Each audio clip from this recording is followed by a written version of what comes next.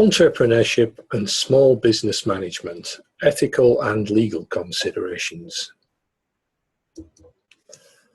The objectives of this presentation: first, to define ethics; second, describe ethical decision-making in starting up and running a business; third, describe legal considerations in starting up and running a business; fourth, to describe legal considerations in naming a business; fifth, describe components of a founder's agreement; and sixth, to summarize licenses and permit requirements in starting up and running a business. First slide, ethics defined. So what is ethics? Ethics is a philosophy that pertains to the use of moral values behind our actions. So we know not to lie. That is a moral value in making our decisions. But in certain respects, it's not illegal to lie. So morals can be subject to interpretation.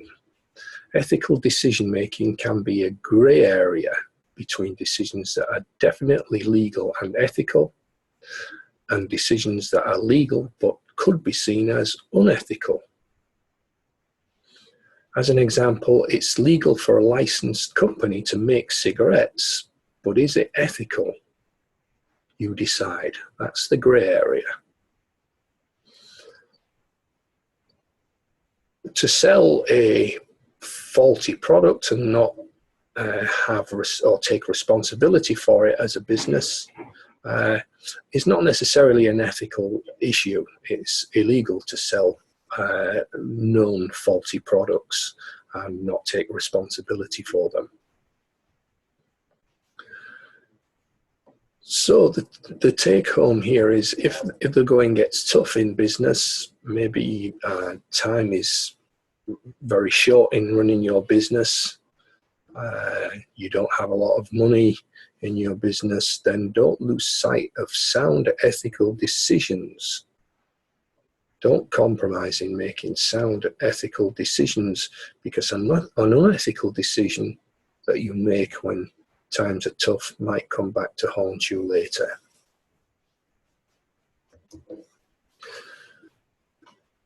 One of the things you could do is try to create a sound ethical culture in your business so that ethical decision making becomes kind of like a way of life in the business. Some things you could do towards that end. First is to write an ethics policy and consider including information about standards of respect that employees and customers are entitled to. And secondly, financial integrity. In other words, when is it improper for an employee or a manager to benefit financially from a transaction, or when should the benefits of that transaction go to the company? Third, confidentiality. The importance of company information being confidential.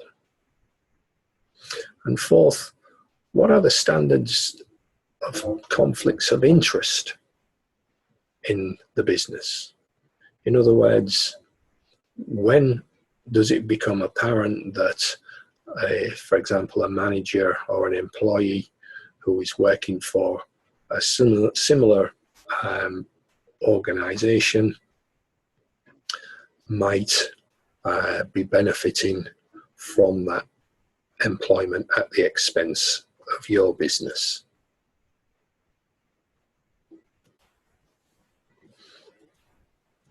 It's important that you get your employees to sign and confirm their understanding of the ethics policy statement, and that you provide training in ethical decision making. Don't expect people or employees to just know the difference between right and wrong. And something that you should do is be an ethical role model so that people see you, see the decisions you've made, and that they are straight down the middle and ethical, and so that you would hope that this would rub off on them. Question: all of the followings are considerations in writing an ethics policy statement. Expect: first, respect of other employees and customers; second, financial integrity; third, confidentiality; fourth, conflicts of interest; or fifth, name of attorney. Legal issues. So we're moving away from ethical decisions. Now we're moving to the legal domain. So unless you have a legal background, I would advise that you choose a startup attorney, and the local bar association can provide lists of startup attorneys as specialists. And make sure you know about talk fees. When are you likely to be billed by your attorney for them giving advice, or when are they just conversing with you? It's important that you differentiate between conversations with your attorney and advice that they are giving you. And by getting an attorney can be a learning experience, because you can glean information for use in future startups that you might be involved in. A founder's agreement is strongly recommended, and in a founder's agreement you should include how the ownership of your business is going to be carved up.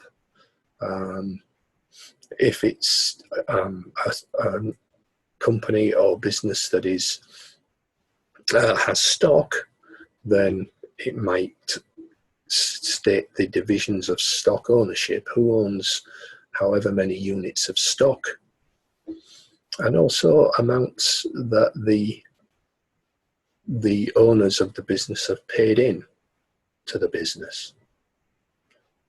Compensation agreement is how people are going to be paid in the business. By people, I mean the founders, and how profits are going to be allocated. It's going to be stated who does what in the organization, and that would be by an organization or a management structure.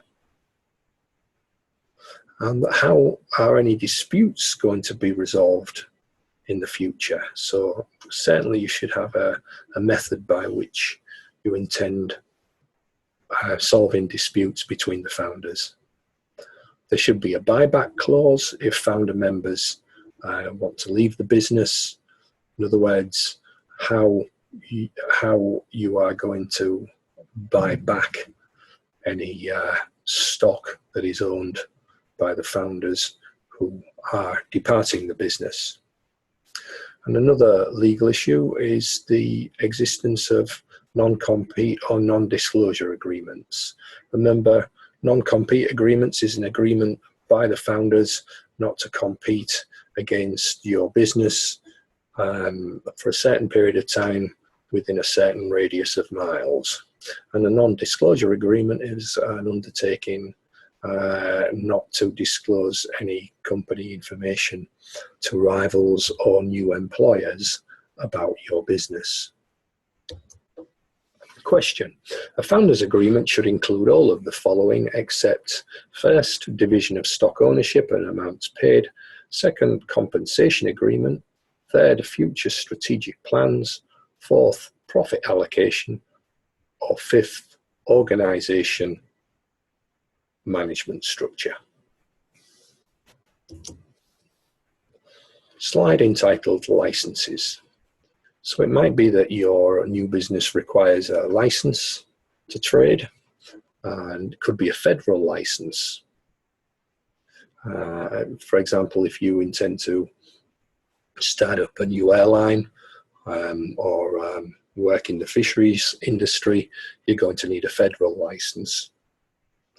And if you're a business that has no employees, but you are not a sole trader, then you're going to require a federal employee ID number. At the state level, does the state require you to register your business? And do you require a state license or permit for certain professions such as nursing or chiropractic? Do you require local licenses and permits? An operations permit is for operating some types of businesses, for example, childcare, whereas an engagement permit is for engaging in activities probably of a temporary nature, whereas a childcare would probably be more permanent.